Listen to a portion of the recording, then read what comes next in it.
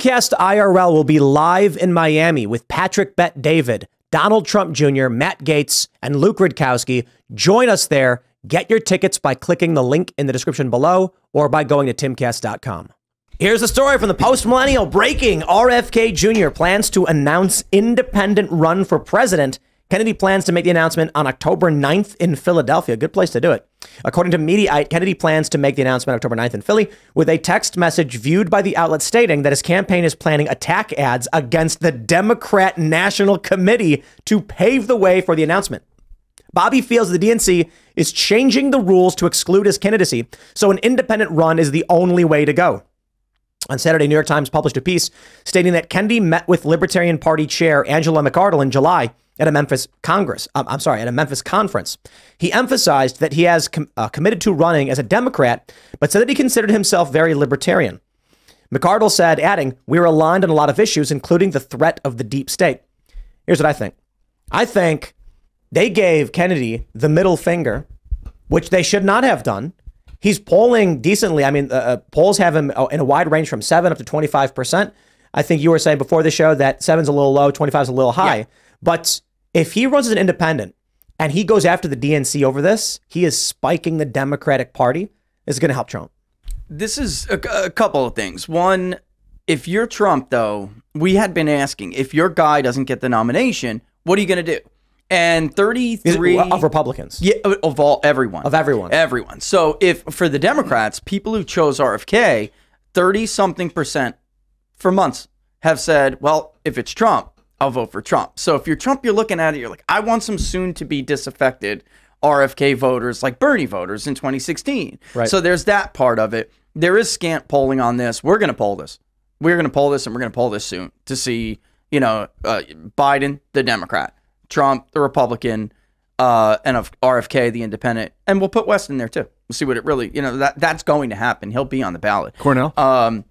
Oh yeah, I mean Democrats are going to get spiked across the board. If this really goes, if this goes bad for Democrats, which it may not. I mean, I'll wait to see what the data says. But if it does, you're looking at the Ross Perot analogy is accurate. Then, folks. What would be really hilarious though?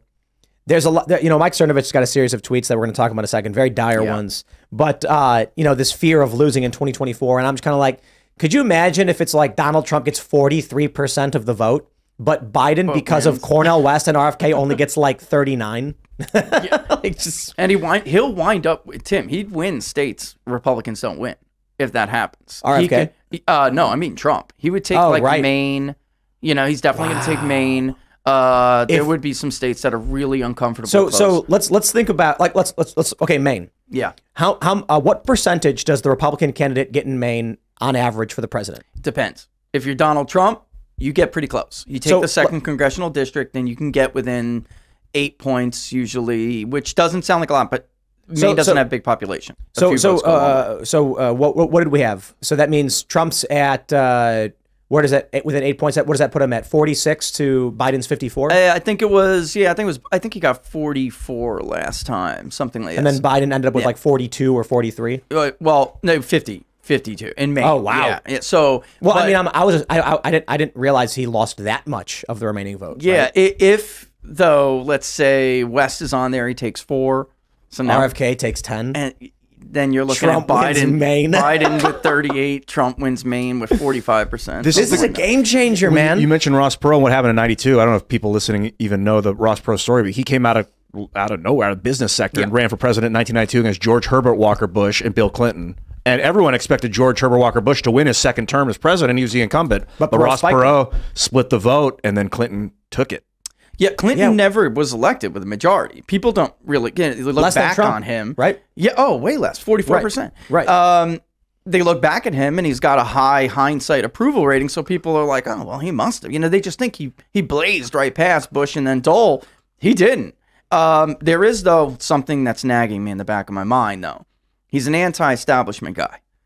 And when you have two anti-establishment guys, it just, I'm looking at it as a lane. We'll see. I disagree. I disagree. There are leftist anti-establishment. That's true. That's true. But like very few. And what I think you have 2016, where was I? I was like, I said in 2016, I'm not voting for Trump. 2015, I'm not voting for Trump. 2017, 2018, 2019, then 2020, Trump put out his list of what his plan was. And then I said, like, if this is Trump's plan, these agenda items, I agree with too much of this I'm to on board. honestly say I would vote against it. And considering they're trying to run Joe Biden, and we know what Biden's all about, I cannot honestly say I could support the Democratic Party. There were a lot of people who are still Democrats who voted in 2020 for Biden, who are now saying it was a mistake. But some of these people are saying, please let it be RFK or literally anyone else. They are begging Biden not to be there. If Biden is the nominee and RFK runs an independent, there are people who are Democrats who are upset about what happened with Joe Biden, or upset at the state of the country, but still won't vote for Trump. They'll either not vote West or vote RFK. Trump's floor is solid. Like Yes. Trump's bottom end is locked in. You are like the MAGA people. You think so? I mean, I don't think it works out, you know. The MAGA people are just, they're not going to change no matter what. I mean, he was right when he said, you know, I could go out in Fifth Avenue and shoot someone and they would still vote for him. That is still the case. The people that love Donald Trump love him to death. I don't think that there's a whole lot of chance for Joe Biden if it's split up between Kennedy and I forget what his name is. We were just talking about him. West. Cornel West. I mean, though they will split the Democrat, and I don't like Trump vote up, and I think enough where Trump would get in. Now, this is just talking a year and a half or a year and change early, so obviously all this can change, and this is just my first impression, but I'm confident that Donald Trump's floor isn't changing. You know, so Yeah, let me just point out because nobody talks about this, what they did to this guy, changing the schedule, front loading South Carolina To RFK. Oh, I mean, the first in the nation primary and caucus status is out. That's done. We're talking about a culture, a heritage that went on for years. There's a reason why Joe Biden's state is South Carolina. That's his solid early state contest. And they front loaded it on the schedule, something that nobody would ever think they would do. Oh, they voted early? They moved the vote? it on the calendar.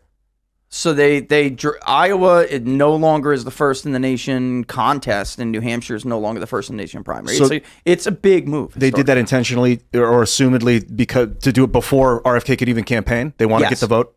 Yes, they wanted Joe Biden to have a win right away. And then small states are cheaper to compete in. So. Let me pull up this poll, and we got 538 right here.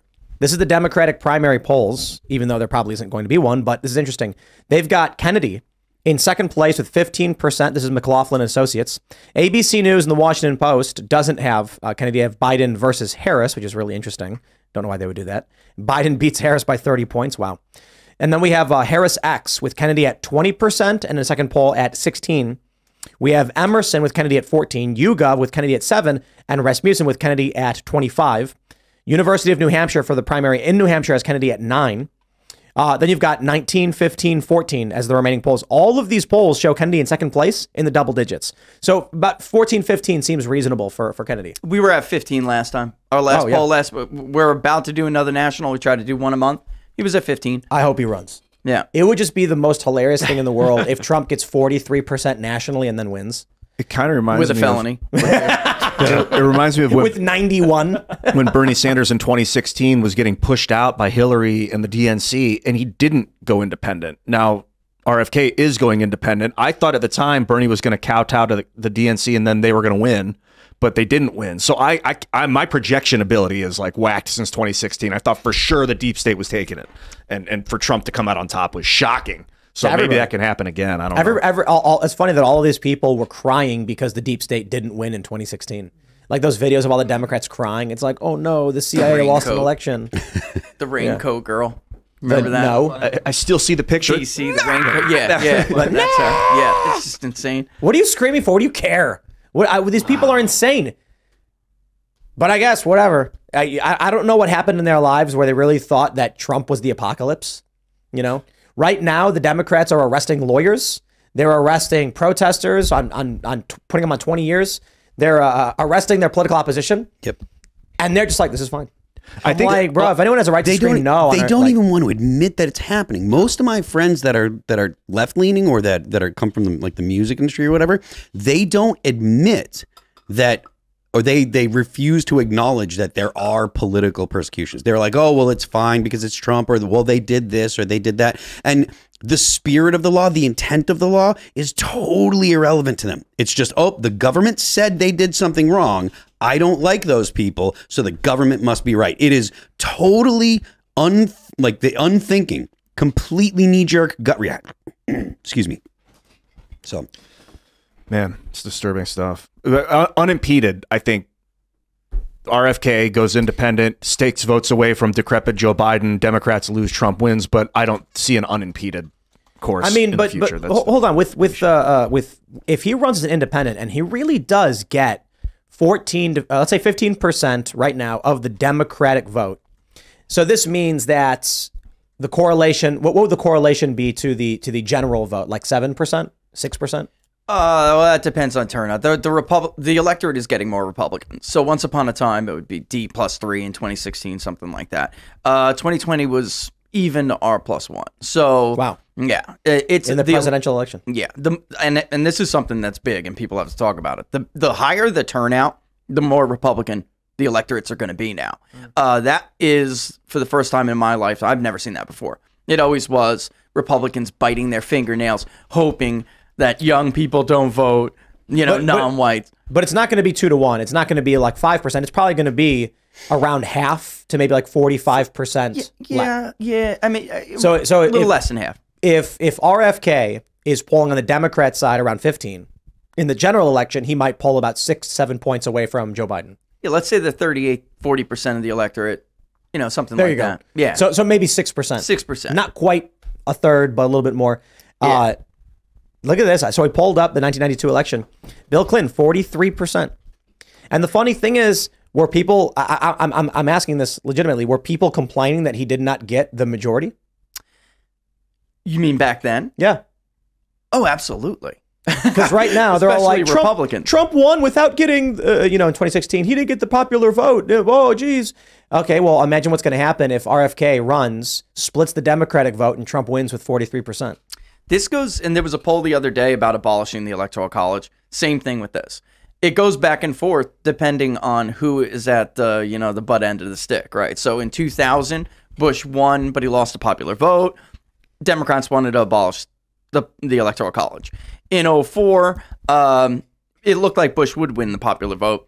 Then they wanted to keep the Electoral College. I mean, it just goes back and forth no matter who. And Gallup has been doing that for years. That's why when something's in place like that, it shouldn't be up for national referendum. So I hate those polls. They're totally irrelevant. Who cares if somebody supports the Electoral College or not? There's a reason for it. We don't want a civil war or upheaval. Let's keep it. So this can happen again, though. So I'm glad you pulled that up, because I tell people this when we're looking at Trump's write-in vote. People who are voting for Trump in the primary say, if the man is not nominated, I will either write his name in some space on the ballot, or I will not vote. And it's 30+%. Do those It can count? happen. Those write-ins? You won't see them that night. Thanks for watching this clip from the Timcast IRL podcast. Hang out with us live Monday through Friday at 8 p.m. and become a member over at timcast.com for uncensored, members-only shows exclusive. Thanks for hanging out, and we'll see you all next time.